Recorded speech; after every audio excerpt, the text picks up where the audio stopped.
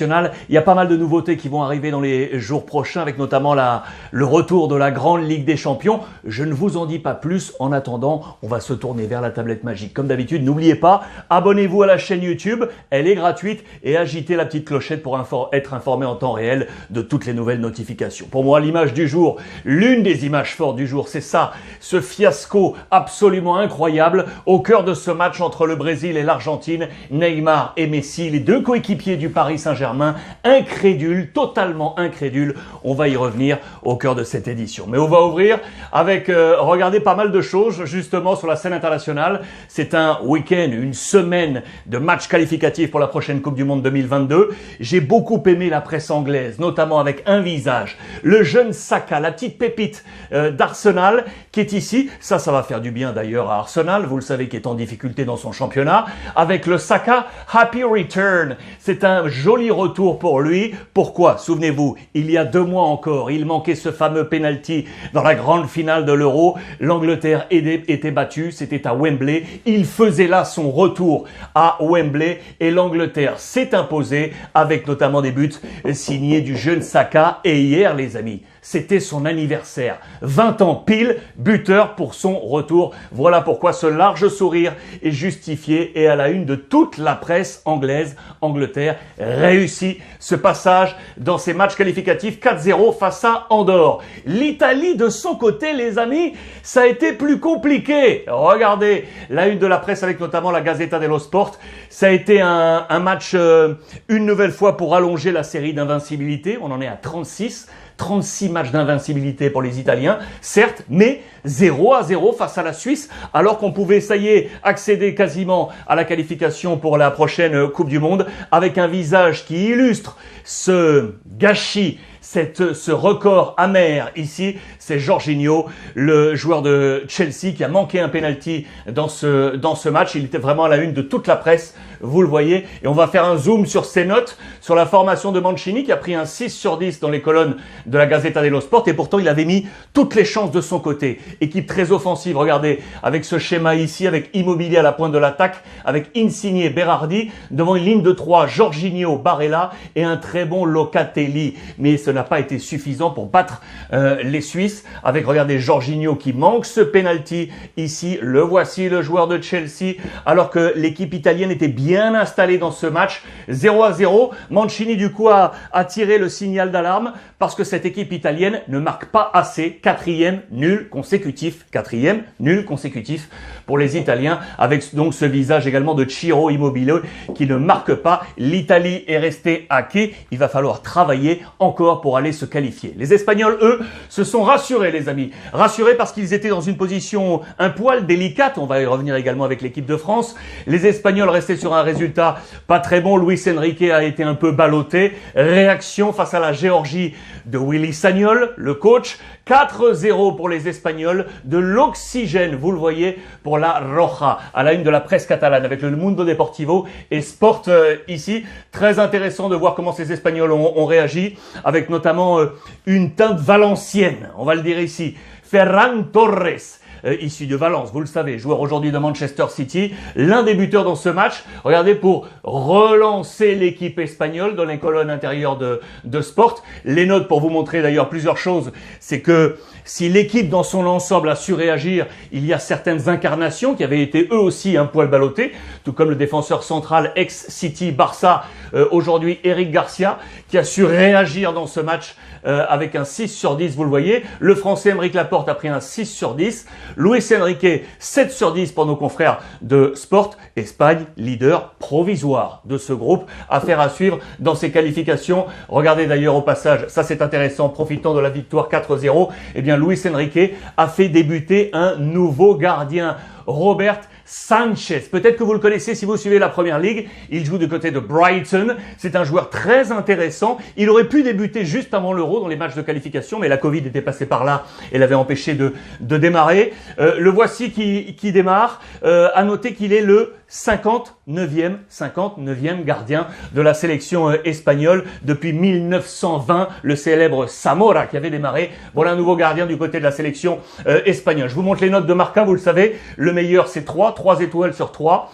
Il y a des joueurs intéressants, je vous ai marqué la fibre valencienne avec Ferran Torres, Soler qui a pris également un 2 sur 3 ou encore Gaïa qui a pris un 2 sur 3. Regardez, la presse de Valence ne se trompe pas, on met ça à la une justement avec Gaïa, buteur. 4-0 pour les Espagnols, les Valencianos qui ont tenu dans les colonnes intérieures de Marca cette équipe espagnole, très intéressant. Je vous fais juste un petit point géographie. Regardez, ce match de l'Espagne s'est joué du côté de Badajoz. Si vous ne savez pas où est Badajoz, je vous montre où c'est en Extrémadure. Madrid est ici, Barcelone, Séville bien évidemment en bas. L'Extrémadure c'est ici les amis, voilà la communauté et la province de Badajoz, c'est ici. Voilà où a joué l'équipe espagnole hier soir. Voilà, petite carte, ça fait du bien d'avoir ces petits éclairages également géographiques. On est là également pour ça.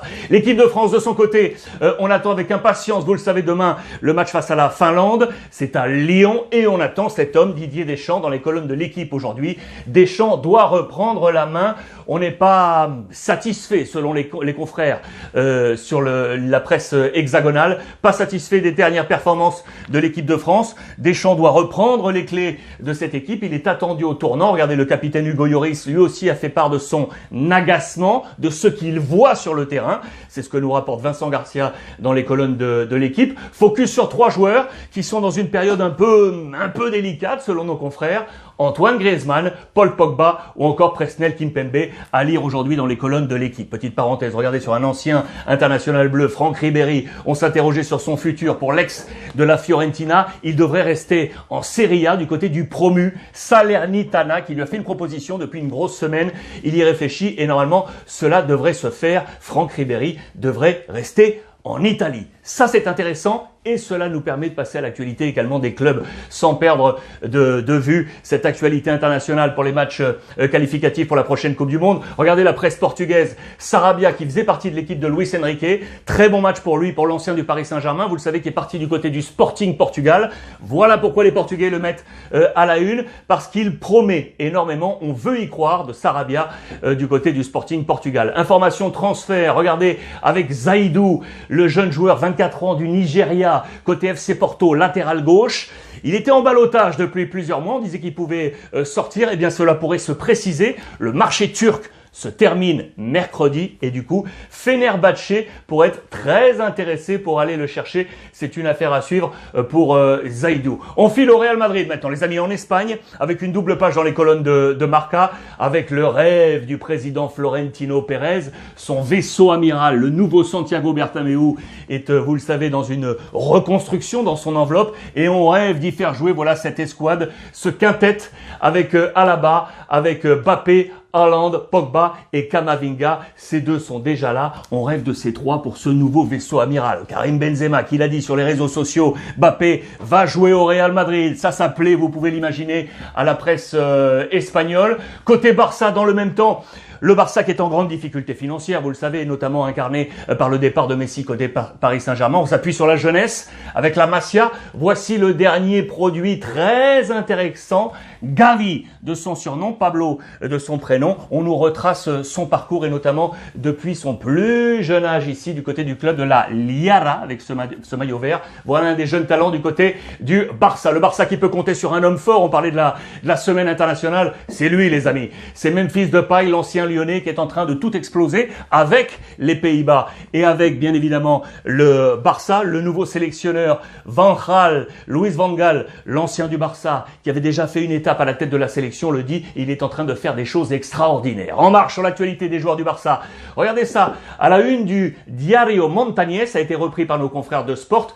Piqué et sa compagne, l'actrice, la chanteuse Shakira, en train de profiter de quelques petites vagues sur des planches de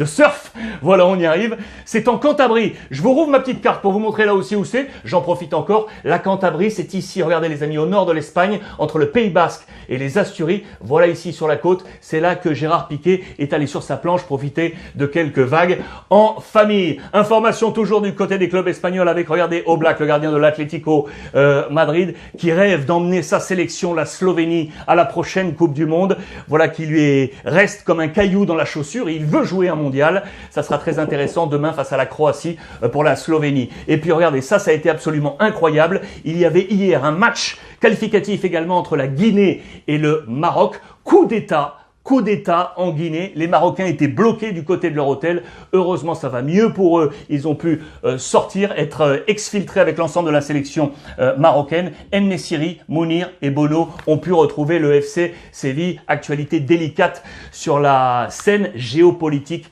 du côté de la Guinée. Affaire à suivre. On file en Italie maintenant, les amis, avec l'Inter.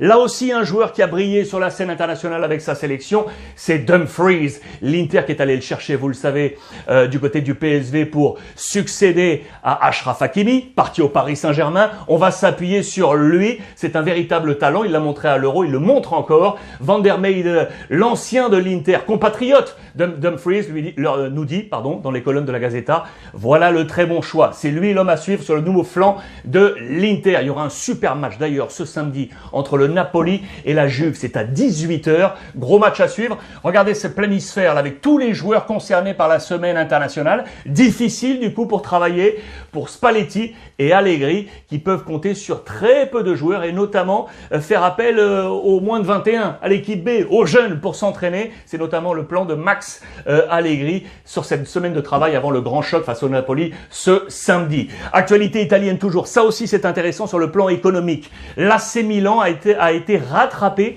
par ses supporters. Ligue des Champions, vous le savez, à partir du 14 septembre prochain. Ici, c'est Gazidis, l'administrateur du club. Les supporters ont grondé parce que les prix des places étaient trop chers. Du côté de San Siro, révolte populaire. Milan a dit OK. On vous entend, on va rabaisser ces prix. Voilà une bonne initiative de la part du Milan AC qui fait marche arrière sur le prix des places du côté de la Ligue des Champions. Chaque jour, je vous choisirai un tweet du jour, les amis. Et là, plutôt deux. Le tweet du jour, pour moi, il est arrivé dans la nuit, bien évidemment. C'est sur cette affaire entre le Brésil et l'Argentine. Ce match qui a été arrêté, repris après quelques minutes. Voici le tweet de la CONMEBOL, la fédération sud-américaine.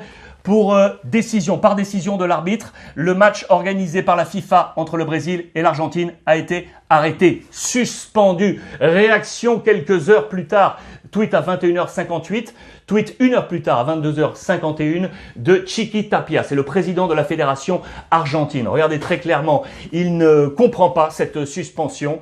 Vraiment, on la comprend pas, on la lamente du côté de l'Argentine. On a toujours suivi les règles imposées sur le plan sanitaire par la CONMEBOL. Ils s'en remettent à la FIFA tout simplement.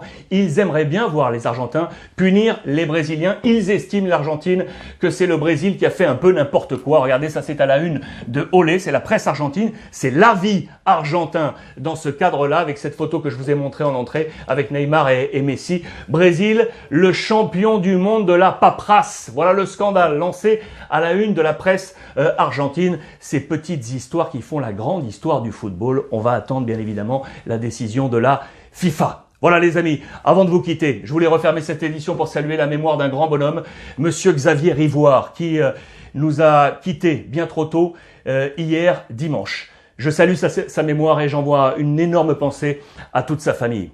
Les amis, merci une nouvelle fois de nous avoir suivis. On se retrouve sur l'ensemble des réseaux sociaux avec le petit hashtag Ruiz Club. Et n'oubliez pas, comme tous les jours, bien évidemment, profitez des vôtres.